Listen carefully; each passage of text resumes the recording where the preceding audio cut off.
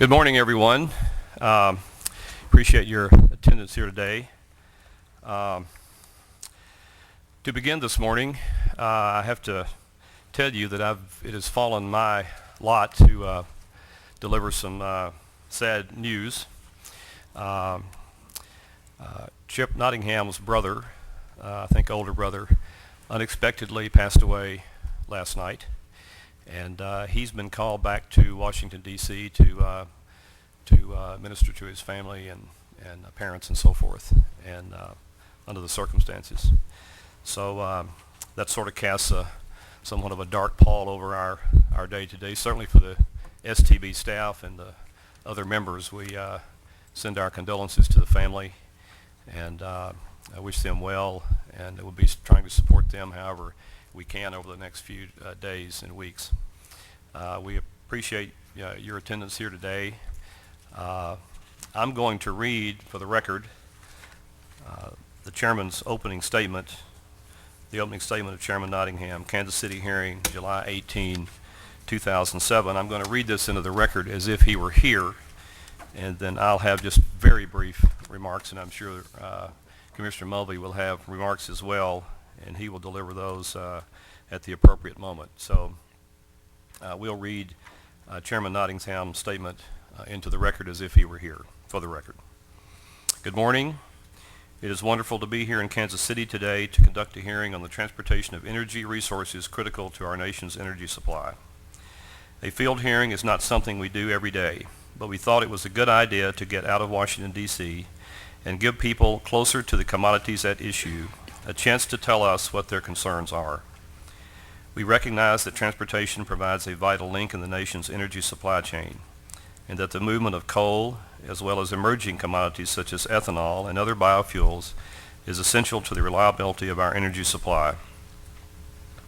I hope this hearing is just the beginning of the dialogue. In a decision issued yesterday, the board announced that it is proceeding with the creation of a new advisory committee called the Rail Energy Transportation Advisory Committee. As many of you are aware, on March 9, the board issued a decision announcing its proposal to form this committee and seeking public comment. The board received comments from energy producers, rail carriers, trade associations, and other interested parties. Having taken those comments into consideration, and after consultation with the General Services Administration, the board has decided to establish the new committee and has developed a charter to govern the committee's operation. We have hard copies of yesterday's decision with the committee's charter attached, available here, I think on the desk over here, and it also can be downloaded from the board's website. Sorry about that. For the new committee, we have created a balanced membership that we believe is representative of the interested and affected parties. As the decision explains, the committee will consist of not less than 5 representatives from the Class 1 railroads, 3 representatives from Class 2 and Class 3 railroads, 3 representatives from coal producers, 5 representatives from electric utilities, including at least 1 rural electric cooperative and 1 state or municipally owned utility, 4 representatives from biofuel refiners, processors, or distributors, or biofuel feedstock growers or providers, and 2 representatives from the private car owners, car lessors, or car manufacturers. The committee may also include up to 3 members not necessarily affiliated with one of the industries or sectors making up the core members. The 3 STB members will be non-voting ex officio members of the committee, and we may also invite representatives from the U.S. Departments of Agriculture, Energy, and Transportation and the Federal Energy Regulatory Commission to serve as ex officio members as well. I anticipate that the first meeting of the committee will be in the fall of this year. I and my fellow board members look forward to your suggestions for membership on the committee. Those suggestions should be submitted by August 9, 2007. That's August 9, 2007. Now, before we begin, let me take just a few minutes to review a few procedural points about today's hearing. We will hear from panels with breaks as appropriate. We will hear from all the speakers on a panel. We have already read your comments, so please summarize them here. For the speakers, Secretary Williams will be keeping track of your time allotment. You will hear a soft electronic beep when your time has expired. Please do your best to keep to the time you have been allotted. After the hearing from the entire panel, we will rotate with questions from each board member until we have exhausted the questions. Consistent with board practice, we will allow all the witnesses on each panel to make full presentations before the members ask any questions. Finally, just a reminder to everyone to turn off your cell phones. I certainly look forward to a very interesting day of testimony, and with that, I'll recognize Vice Chairman Buttry for any opening statement he may have. For the record, that concludes the reading of Chairman Ober's opening statement, and we provide that for the record as if he were here. In terms of my own opening statement, I would just say this. I'm here to listen. I'm not here to speak. I'll ask some questions. I would say that my major concern is the balancing of the interests of all the shippers in the country. It concerns me from time to time that certain segments of the rail traffic might be getting more service than other equally vital parts of the shipper community. That's something that I certainly intend to keep a very close eye on. I doubt seriously if we have any grain shippers here today. I've taken a great interest in grain, and I'm going to be watching to see if grain shippers are suffering service levels because service has been allotted in an unbalanced way to other segments of the shipping community. That's something that concerns me very much. I've observed over my short tenure here in the board that every shipper believes that his commodity is the most important one to the entire world. And I think that's universally true throughout the shipping community. I know it's certainly true of coal, and I know it's certainly true of grain. And I'm sure that there are other commodities represented here today who feel exactly the same way. So having said that, and expressed what my primary concerns are and interests are, I will turn the floor over to Commissioner Mulvey for any statement that he might have, and then we will, even under these circumstances, we will proceed with the people's business. Thank you very much. Thank you, Vice Chairman Buttry. Let me join you in expressing my condolences and sending my regards and best wishes and prayers to Chairman Nottingham and his family at this hour of their need. It was quite a shock to all of us. I'd like to say also good morning and welcome to our panelists and other attendees. The issues surrounding the reliable delivery of energy resources are an important subset of those we considered earlier this year when we held a hearing in Washington, D.C. on rail capacity and infrastructure. They also overlap the broader question of the current scope of railroads' common carrier obligations, a topic I hope, and I know Chairman Nottingham feels the same way, that we'll be able to explore in more depth in the near future. Obviously, ensuring that coal, ethanol, biofuels, and other energy resources are transported safely, securely, efficiently, and promptly is critical to the health of our nation's economy. The United States is the world's largest consumer of the planet's energy resources and is a major generator. Fortunately, we're no longer number one in this category, but it's still a major generator of greenhouse gases. If we are to continue to be the world's largest economy, while simultaneously adopting policies that protect the global environment, we must have a modern transportation infrastructure that can address all of those needs. I expect that the railroads will continue to be alert to shifts in government policy and market-based changes that would affect their need to invest in the transportation infrastructure. I hope that today's hearings will highlight the importance of transportation to the energy supply network. And as always, I'm eager to hear from today's witnesses and to engage in a dialogue with them. Thank you very much, Vice Chairman Buttry. Thank you, Chairman, Commissioner Mulvey. I'd like to call the first panel, Freight Railroads, BNSF Railway, Kevin D. Kaufman, and Stephen Bob. I understand Mr. Bob could not be here with us today, so I'd call up Mr. Kaufman to the witness table. Thank you, sir, for being with us today. Do you have a slide, Doohinky? Sorry. Who's running The control I don't know who's running the slideshow. Who's winning the slideshow? You want us to do it?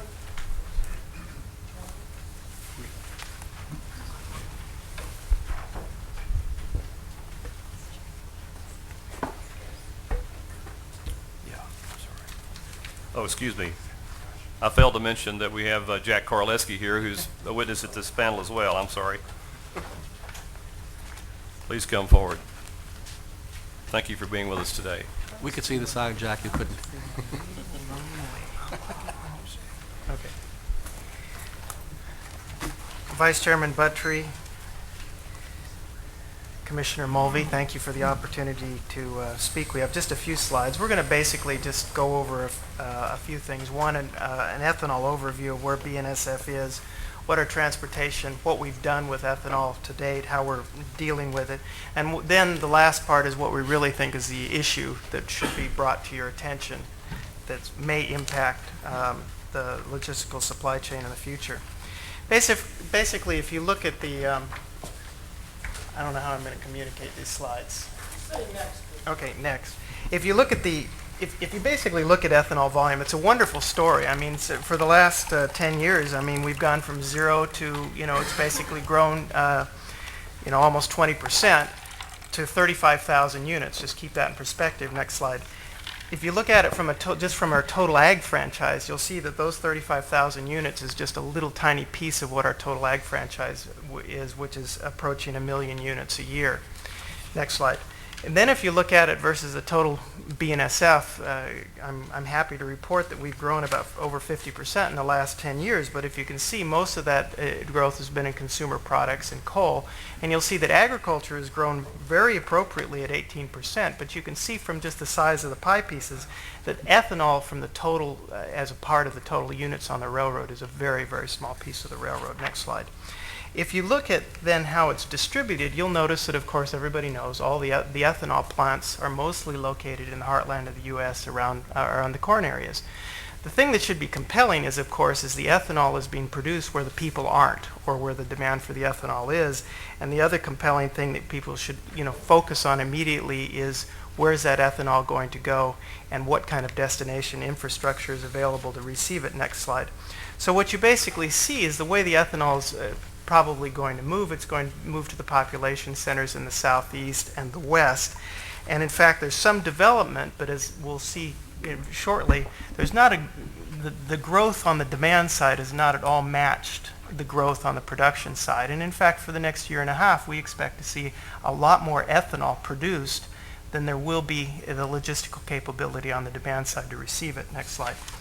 Now, what we've been doing, over 5 years ago, we pioneered the whole idea of moving ethanol efficiently. It gathers ethanol in the heartland of the United States, puts it on over a 100-car train, and basically ships it to Lomita, California, Watson, California. Now, this was in partnership with Shell, with an energy company, and since that time, Kinder Morgan, and of course, they developed the infrastructure to receive it, and so it was a really nice network. And we continue to ship this ethanol express. So we've shipped 450 trains. Basically, we do it every 3 days to Los Angeles. But today, it's the only place that's doing that. 452 cars. No, 450 trains. Trains. To date. In other words, 450 100-car trains to date successfully delivered since 2003. And the most important thing is that we've never been late. We've never run them out of ethanol for their blending purposes. This is very consistent. It's very predictable. It's very, very good. Next slide. Next slide. Okay. And the benefits from this is just when you have this kind of efficiency when you're cycling trains as opposed to single cars, you get a lot of more predictability from the logistical supply chain, and we already know that. Next slide. In addition, the railroad, and I'm sure Jack's going to talk about the same thing, there's been tremendous velocity improvements in the last year on the railroad where basically the railroads are becoming more efficient and we're able to handle a lot more units. Next slide. In addition, we've invested, as you know, heavily on the transcontinental route, which originally was for, of course, the consumer products business, but in reality, most of the ethanol is going to flow on the transcon. And so basically, we have 51 miles left on the transcon, and we're going to finish that out by 2008. Next slide. you can look at our locomotive and expansion capital history, and you can see most of that expansion capital has gone to either coal, the Transcon, or to locomotive increases, which again, ethanol, everything's benefiting from it, but particularly ethanol is, because basically most of the corn for ethanol and the ethanol itself is going to flow in the Transcon. Next slide. I'm going to skip this next slide too because it's redundant.